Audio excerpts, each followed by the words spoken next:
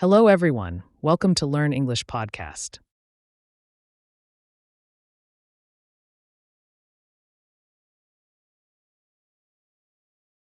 Why are Cambodia and Thailand fighting? Understanding the root causes of the conflict. The conflict between Cambodia and Thailand is not just a recent development. It has deep historical, political, and cultural roots that go back centuries. To understand why Cambodia and Thailand are fighting, we must look at a combination of ancient territorial disputes, national pride, political instability, and external influences that continue to fuel tensions between these two Southeast Asian neighbors. 1. Historical background, the legacy of the Khmer Empire. The conflict between Cambodia and Thailand is not just a recent development. It has deep historical, political, and cultural roots that go back centuries. To understand why Cambodia and Thailand are fighting, we must look at a combination of ancient territorial disputes, national pride, political instability, and external influences that continue to fuel tensions between these two Southeast Asian neighbors. Much of the tension between Cambodia and Thailand traces back to the ancient Khmer Empire, which once covered vast areas of present-day Cambodia, Thailand, Laos, and Vietnam. As Thai kingdoms like Ayutthaya rose to power, they gradually encroached upon Khmer territories. These centuries-old shifts in borders and influence planted the seeds of mistrust that persist today. Over time, both nations developed strong claims over certain historical and cultural landmarks, especially ancient temples like Preah Vihear and Ta Mon Thom, which lie near or on disputed borders. While UNESCO and the International Court of Justice ruled in favor of Cambodia over Preah Vihear in 1962 and again in 2013, tensions and violent skirmishes still erupted in the following years due to different interpretations of the ruling and nationalism on both sides. 2. Border disputes and national sovereignty. One of the biggest causes of conflict is the poorly demarcated border between the two countries, especially in mountainous and jungle areas. Even with modern technology, disagreements over where the official boundary lies continue to create friction, particularly in zones rich in natural resources or cultural significance. Both Cambodian and Thai soldiers have built military outposts near the disputed zones, and both sides have accused each other of violating sovereignty. Occasional cross-border shootings and armed clashes have led to casualties, displacement of civilians, and damage to local economies. 3. Political tensions and nationalism. Domestic politics in both Cambodia and Thailand often play a role in escalating tensions. In times of political instability, such as during elections, mass protests, or government crackdowns, leaders in either country may use nationalist rhetoric to unite the public against a common external enemy, often pointing fingers at the other side. For instance, political parties or military leaders in Thailand have sometimes used the Cambodia issue to stir nationalist sentiment. Meanwhile, the Cambodian government has also used Thai conflicts to rally patriotism and distract from internal challenges. National media, especially social media platforms, have further amplified these sentiments, sometimes spreading misinformation and anger among the public. What's happened in 2025?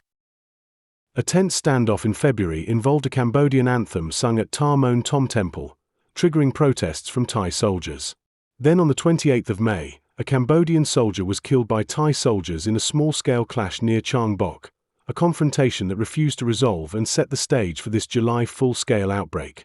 On the 24th of July 2025, Thai soldiers started to Khmer soldiers near contested temples along the Cambodia-Thailand border, notably Ta Mon Thom and Ta Krabe, involving artillery, rocket fire, ground troops, and airstrikes by Thailand using F-16s, while Cambodia deployed BM-21 rocket launchers. The clashes spread across at least 12 locations in provinces such as Oddar Meanchey, Cambodia, and Sisaket, Surin, Ubon Ratchathani, Thailand.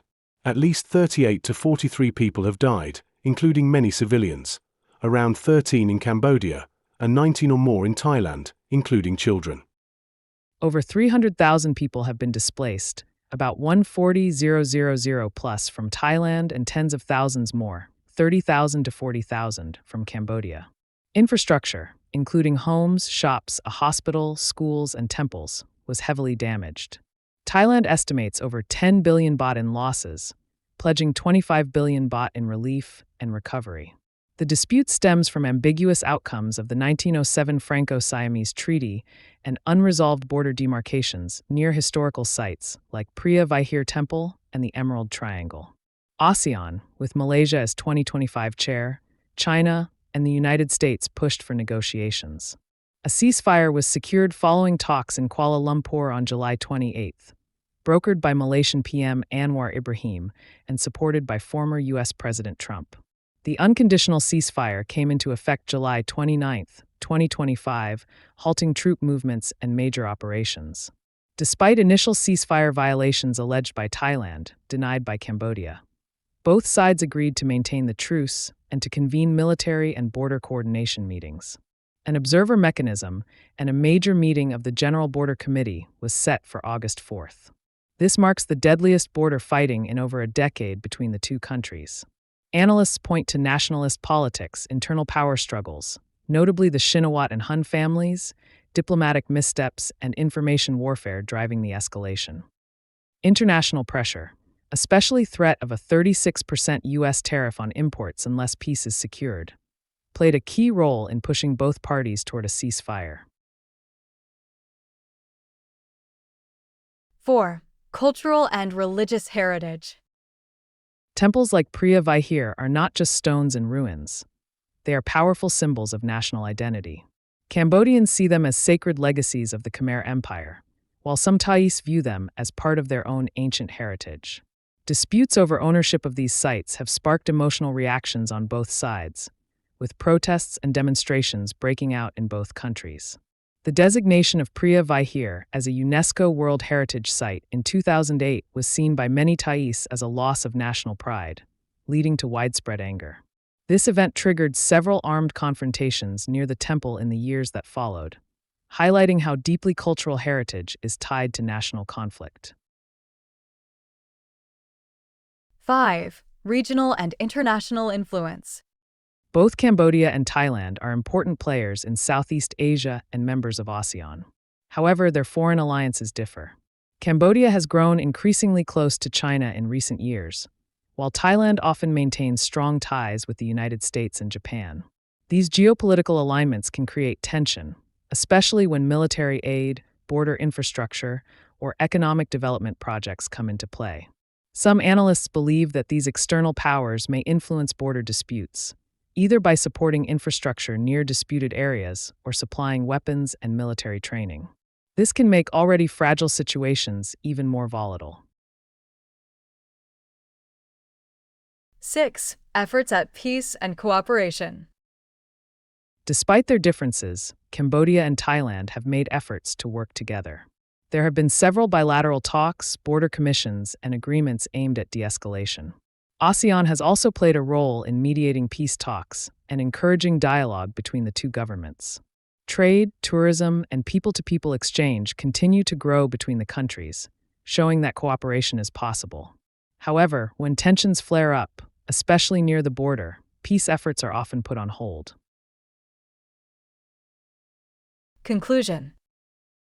The conflict between Cambodia and Thailand is complex, emotional, and deeply rooted in history. While border disputes and nationalist politics continue to cause friction, the path to peace lies in open dialogue, mutual respect, and regional cooperation. Understanding the history behind the conflict is the first step toward lasting peace between these two proud nations.